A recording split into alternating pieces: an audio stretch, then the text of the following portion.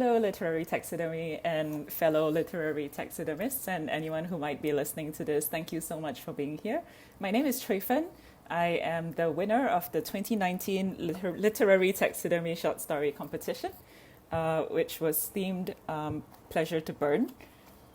And it's a real pleasure and honor for me to be able to read to you my winning story, Sunshade, Starlight. So I'll just get right into it. Sunshade, Starlight. It was a pleasure to burn the giant paper fish.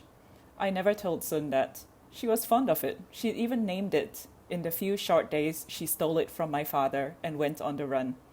Will it hurt Dao to burn him? I told her no. The truth is, I didn't know, but I knew I wanted to burn the fish.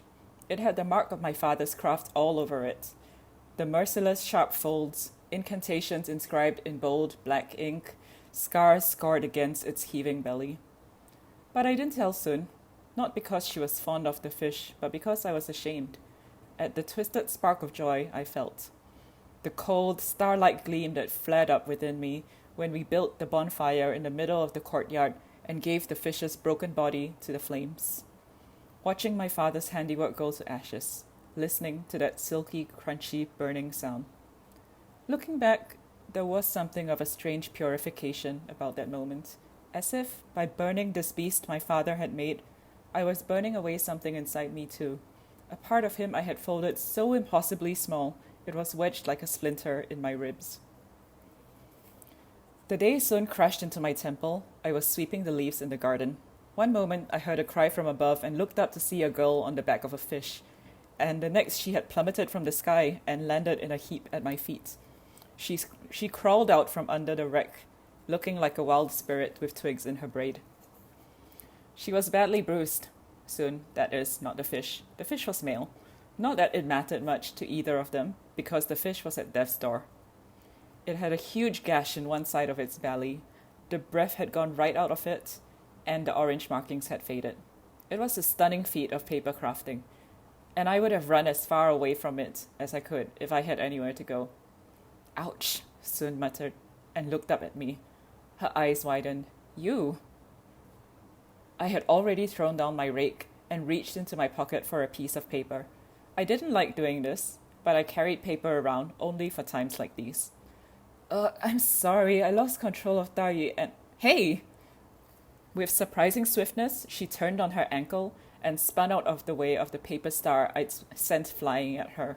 It lodged itself into the chestnut tree behind her instead. I wouldn't have killed you. I just wanted to pin you to the tree, I said. Do you always welcome your guests this way? You're not a guest. You're an intruder and a thief. Sun's eyebrows shot up. She smiled. A thief? I nodded at the fish lying on the ground between us. The sun was setting, with the flames from all the lit braziers flaring up in the evening breeze. The fish seemed almost to be alive again. The shadows, a burnished crimson-orange, dappled across its great body. But then a cloud passed, and the color vanished. That's a royal mount, I said, and you're no royal. Sun turned and spat on the ground.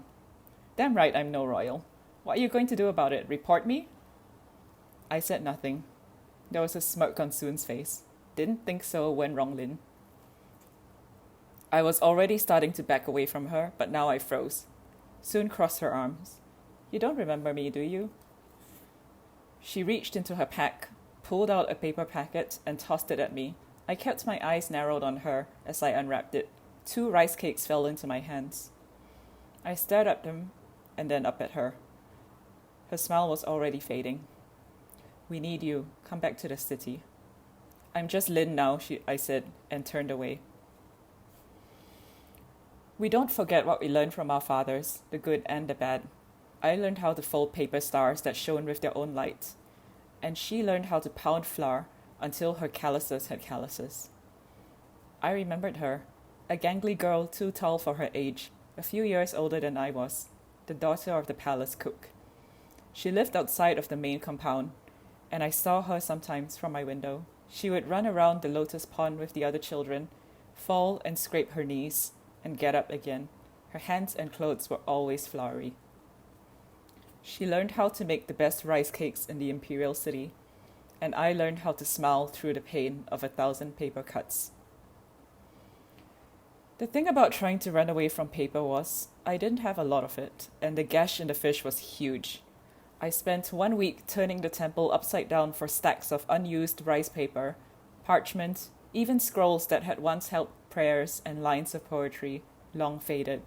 I wasted so many sheets trying to figure out the folds and incantations my father had used, trying to patch up the fish as best as I could to get Sun out of here, fast. Sun, meanwhile, was no help.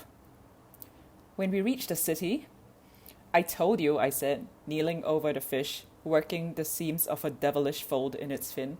I'm not going. I'm sure they'll know you right away, and then everything will be okay. What makes you think it'll be okay? You're the only paper crafter in the land strong enough to take down the chief minister. The gods are on our side, Lin. You know they are. The whole city is. I sat back on my heels, fist clenched tight on my lap. He's not a god, I said. Sun shrugged. He thinks he is. He might as well be. She was standing at the doorway, the wisteria blooming at her shoulder, sunset at her back. She looked like she had been here for years. There was a bowl of rice cakes on the kitchen counter that she had made this morning, a little mountain of them. I was starting to shake. I had to stand up and take a deep breath, walk to the window, and gaze out at the stone face of the mountain.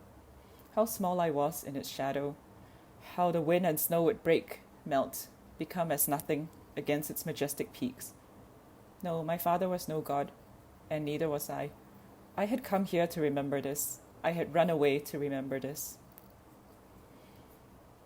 I tried to chalk it up to the lengthening days, the rising heat, the way Sun hummed as she stoked the fire on the stove and boiled soup from roots I never even knew were growing in my backyard.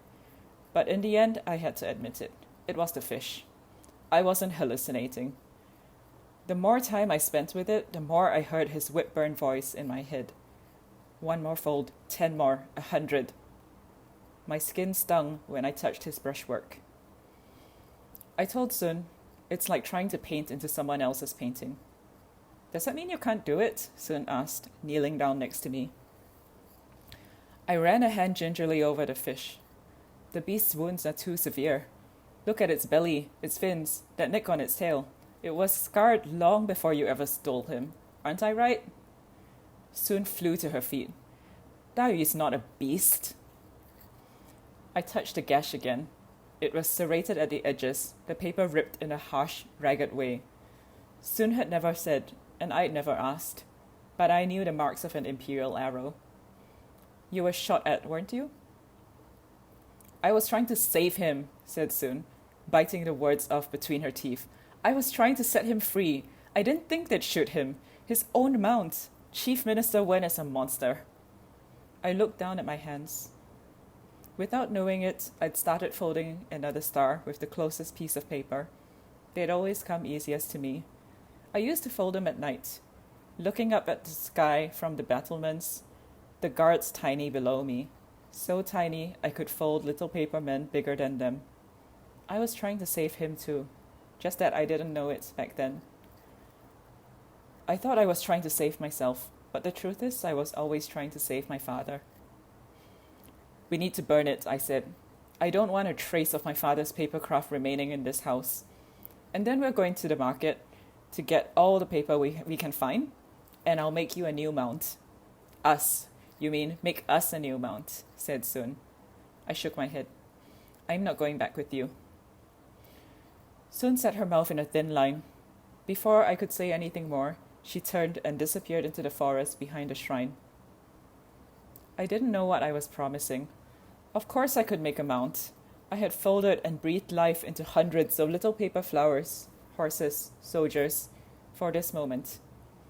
My father had said, Ronglin, you will be chief minister one day. You will be good. It wasn't a prediction. It was an instruction. I knew that, and my hubris got the better of me anyway. I had never made anything so big before. Day by day, I sat out in the courtyard, folding and joining paper, sweating till I grew pale and bled constantly from the cuts on my fingertips. The season was turning. Summer was at its height. The better for me, the more daylight to work by. But the hours were long, the heat leaving me dry as a bone in the desert. Sun didn't speak to me for 3 days. She just kept making rice cakes. I think she made them for the same reason I fold stars. When she finally broke her silence, coming up to me one afternoon, she said, "That's not a fish." Fish are my father's emblem. He likes them, especially golden carp. I don't want to make a fish, I said. Sun crouched down from across me and watched me work. It looks like a bird. She. I patted the bird's neck, stroked it gently. The breath within was beginning to stir at last. She's an eagle. I wanted to make you a mount that would make you feel free. Sun sat back, hugged her knees to her chest, and fixed me with a searching gaze. Is that why you wouldn't come back? Because you don't feel free? I started to shake my head, then paused. In truth, I didn't know the answer. I thought I was free, here in the mountain, but I couldn't run forever. Sun got up, went back into the house, and returned with a plate for me. There was a fresh batch of rice cakes on it. I picked one up, took a bite, and savored the sweet bean paste in my mouth. Its simplicity rooted me where I sat. I didn't need to make it so complicated. I was making an amazing work right here and now, and I wasn't doing it for power or glory. I think there are still things I can do from here, I said. It took me another 40 days and nights to finish the eagle. Sun was next to me in the courtyard when I fixed the last feather into place. I laid my hands over the eyes on the eagle's great head, crowned in white, and I felt her sigh and shudder, and all the breath in my body whooshed out of me and then flared up again, mighty and limitless. She's awake, isn't she? Sun whispered. I nodded and removed my hands. The eagle opened her eyes, reared her head as though waking from a long, long nap. Perhaps some part of her had been sleeping inside me all along. It's an honor to meet you, said Sun. She tiptoed and offered her hand. The eagle inclined its head, nestling it briefly in her palm. The wind is changing, I said. You should go. Sun looked at me, eyes wide. Now? I nodded. Now. A sudden gust swept the dry earth, the ashes, up from the courtyard and down the mountain. As Sun hitched her pack onto the shoulder and turned to face me, I thought she might ask me again to go with her. But she let out a sharp exhale, smiled, and leapt up onto the back of the eagle. Thank you, was all she said, and then she took off. I stood in the courtyard and watched her go. The flames in the braziers flickered, seemed to grow brighter, then dimmer, in the shadow of the great eagle as it took to the wind. I watched until Sun had faded into the horizon and the clouds had swallowed her up. Thank you, I murmured in return. Then I turned back and went into my room. I sat down on the floor, picked up a piece of paper, and began to fold a star.